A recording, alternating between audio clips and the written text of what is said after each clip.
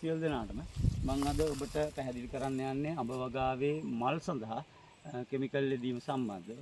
මම මෙතෙන්දී යොදන කිමිකල් සම්බන්ධව වැඩිදුර කතා කරන්නේ නැහැ. නමුත් අපි කිමිකල් යෙදීමේ අවස්ථාව සම්බන්ධව තමයි මෙතෙන්දී කතා කරන්න බලාපොරොත්තු වෙන්නේ. දැන් ගොඩාක් වෙලාවට අපි අඹ මල් හට ගැනීමෙන් පසුව දිලීරනාශක කෘමිනාශක සහ විවිධ දියර පොහොර වර්ග යෙදීම සිදු කරනවා.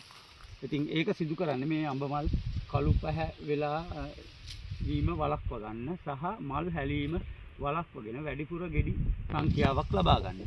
ඉතින් මේ කිමිකල් යොදනකොට විශේෂයෙන් සැලකිලිමත් වෙන්න ඕන දෙයක් තමයි උදේ වරුව සහ හවස් වරුව යෙදීම සම්බන්ධව.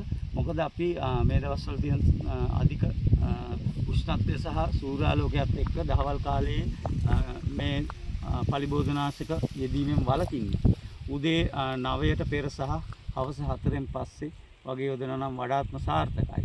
ඒ වගේම තමයි ඊළඟ ගැටලුව තමයි මේ දිනවල තියෙන අධික උෂ්ණත්වයත් එක්ක මල් වියලී යන එක. අපි කිමිකල් ගැහුවත් නියමාකාරයෙන් මේක සාර්ථක වෙන්නේ නැහැ. මොකද මල් අධික උෂ්ණත්වයත් එක්ක දහවල් කාලේ පරාග වියලීමට ලක් වෙලා පරාගණයේ ගැටලු ඇති වෙනවා. ඒකත් එක්ක දැන් ඔබට මේ බලන්න පුළුවන් මේ ගොඩක් ගෙඩි අල්ලලා අඩුයි, ගැට අල්ලලා අඩුයි. ඒකට හේතුව වෙන්න පුළුවන් දහවල් කාලයේ අධික සූර්යාලෝකයත් එක්ක මේ පරාග වියලී යාම.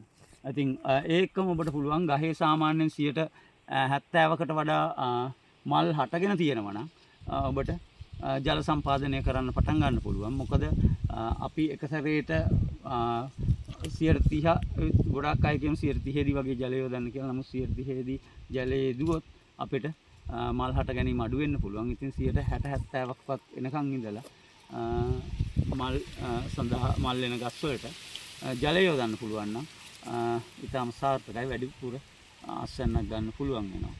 ඉතින් එහෙමනම් මම මේ කෙටියෙන් ඔබට පැහැදිලි කරේ මේ අඹ වගාවේ මල් කළු වීම සම්බන්ධව සහ මල් හැලී යාම සම්බන්ධව කෙටියෙන් පැහැදිලි කිරීමක් කරේ. එහෙනම් ඔබ සියලු දෙනාටම සුබ දවසක්.